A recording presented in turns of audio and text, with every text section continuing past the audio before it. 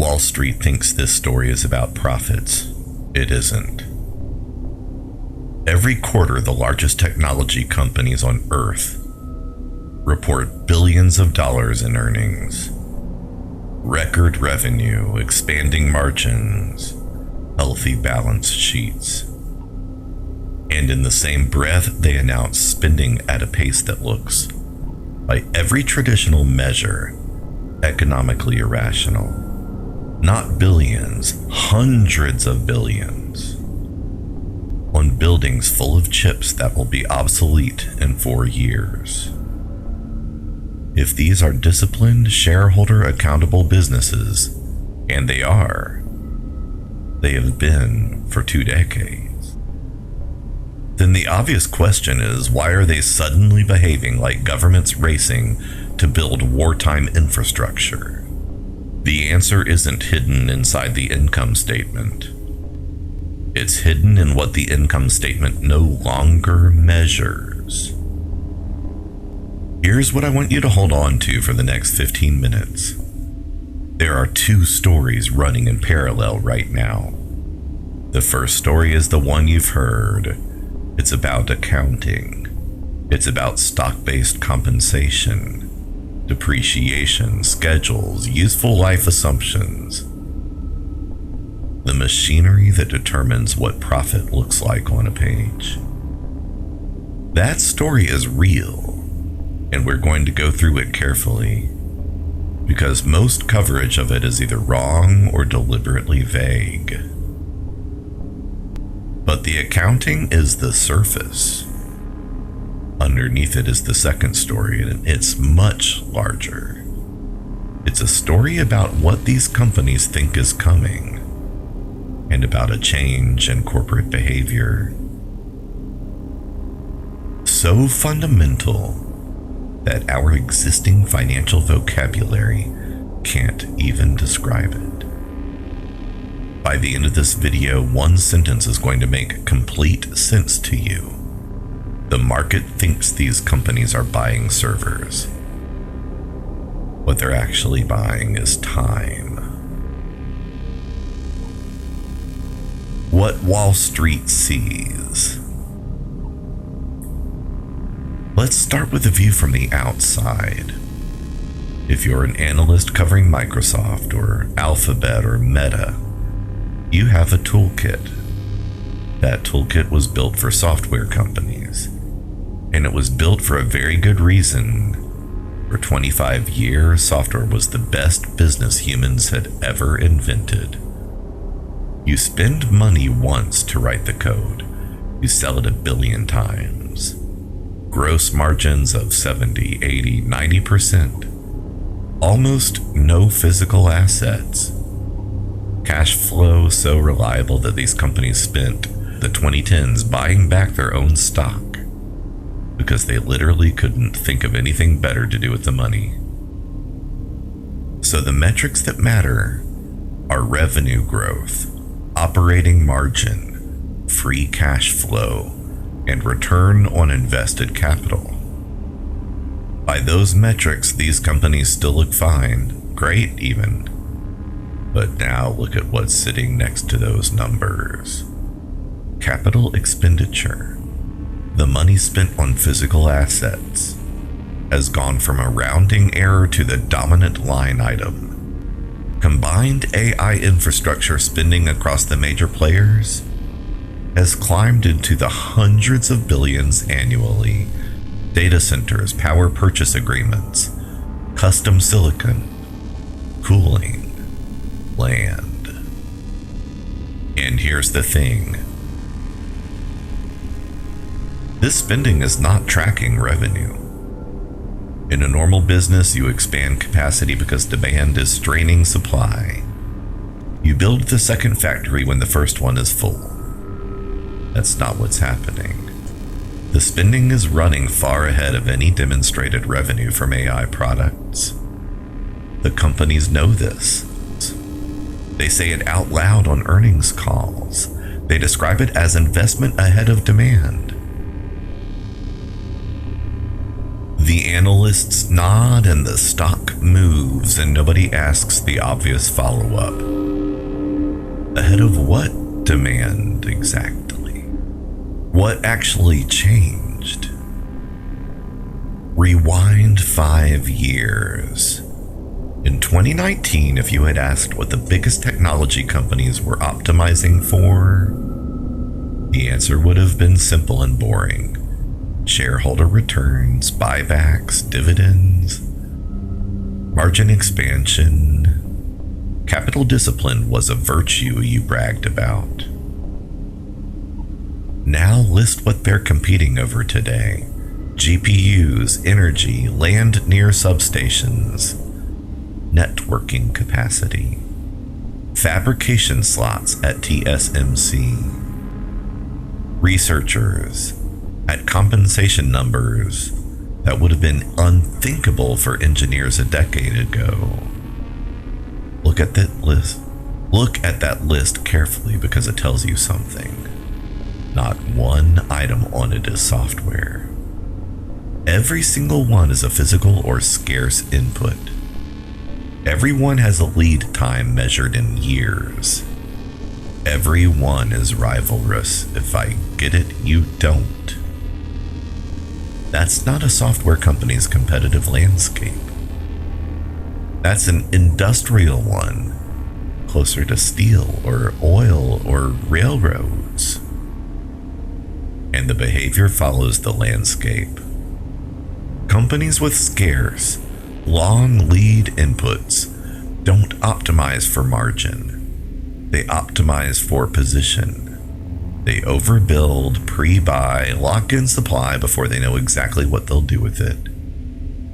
Because the cost of being short is catastrophic, and the cost of being long is merely embarrassing. This is the shift, and almost nobody has priced it. The largest technology companies on Earth stopped behaving like software businesses and started behaving like infrastructure empires. And they did it without announcing it because there was never a day they announced it. It happened quarter by quarter in line items. Why compute compounds? So why? Why abandon the greatest business model ever devised? Here's the mechanism. Compute compounds. Margins don't. A margin is a snapshot. You earned it, you report it, it's gone. Next quarter, you have to earn it all over again. Compute is different. A GPU cluster installed today does 3 things simultaneously. It serves current products, it trains the next model, and that next model determines whether you're still a serious participant in 18 months.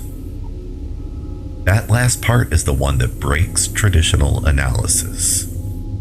The value of compute isn't the revenue it generates this year. It's the option it creates on everything that comes after that. And options on a compounding process are worth an enormous amount, right up until you don't have them, at which point you're not slightly behind, you're structurally locked out. You can't train a frontier model with a purchase order. The chips take years. The power takes longer. There's a second layer here that makes it sharper. For most of computing history, you could wait. Moore's Law meant next year's hardware would be cheaper and better, so patience was rewarded. Buying early was often a mistake. That logic is inverted when capability scales with total compute deployed, and your competitors are deploying now. Waiting doesn't get you a discount. It gets you a gap. And gaps in a compounding system don't close, they widen. That's why the spending looks irrational.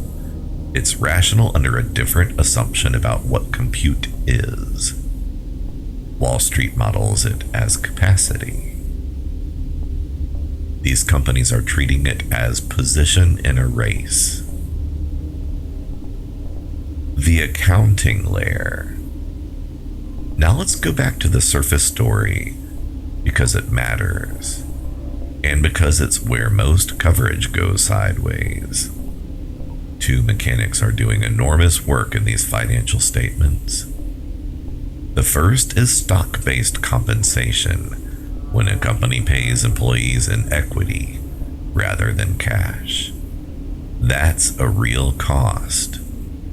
It dilutes existing shareholders, but it doesn't leave the bank account. Companies report it as an expense under standard accounting, and very frequently point investors toward adjusted figures where it's been added back.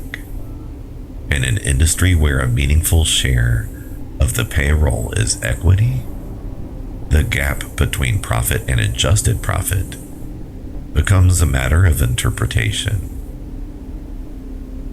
The second is depreciation. When you buy a building, you spread the cost over decades. When you buy a server, you spread it over its useful life, and you estimate that life. Several major companies have extended their assumed server lifespans in recent years. Extend the schedule and you spread the same cost over more quarters. And reported earnings in the near term look better. Is that fraud? No, it's within the rules, it's disclosed, and there are defensible technical arguments for it. But here's what I want to be very precise about, because this is where I'd push back on the more aggressive version of this story. These mechanics don't prove anyone is lying. What they prove is subtler and, I think, much more interesting. They prove that the definition of profit for these companies has become a modeling choice. And the choice is being made in an environment where a 5-year hardware assumption may be optimistic and a 4-year one may be conservative. And nobody actually knows because we have never run this experiment before. We're using accounting standards designed for factories and office buildings to describe assets in a race where the technology cycle is faster than the depreciation schedule. The numbers aren't fake, they're just measuring the wrong thing. The AI 2027 connection, which brings us to the forecast in the background of all of this. You've probably encountered the AI 2027 scenario, or something like it. The argument that AI capability is entering a regime where progress accelerates sharply, and the timeline to transformative systems is much shorter than institutions are prepared for. I'm not going to tell you it's correct, I don't know. Neither do you, and neither, honestly, do most of the people arguing about it very confidently on either side. But here's why it's relevant, and I want to be very careful about the logic. Whether AI 2027 arrives exactly on schedule isn't the point. The point is that the organizations with the most information, the ones running the training runs, seeing the scaling curves, employing the researchers, are allocating capital as if something like it is plausible, not as a press release, as a balance sheet decision, as concrete poured into ground. You don't spend $100 billion on a narrative. Marketing is cheap, data centers are not. So you can treat the spending as evidence, not evidence that the forecast is right, Evidence about what the people closest to the system believe, expressed in the most costly and therefore most credible signal available to them. That's a weaker claim than AI 2027 is true. It's also much harder to argue with, and it's the one you should actually be updating on. So let's put it together. The financial statements of the largest AI companies are getting harder to read, not because anyone is hiding losses, but because the framework we're using to read them was built for a different kind of company. Wall Street is measuring software businesses. What actually exists now are infrastructure empires, accumulating a scarce compounding resource ahead of demonstrated demand, on the assumption that the window to accumulate it is closing. The accounting is the shadow, the race is the object. And that brings us back to where we first started. The market thinks these companies are buying servers, but what they're doing is buying time, a position in a compounding process, purchased before the price of entry becomes impossible. Whether they're right is the most consequential open question of the decade. But notice what's already true. The bet has been placed. The capital is committed. The concrete is poured. Which means the interesting question is no longer whether this happens. It's what it looks like when the rest of the world finally notices.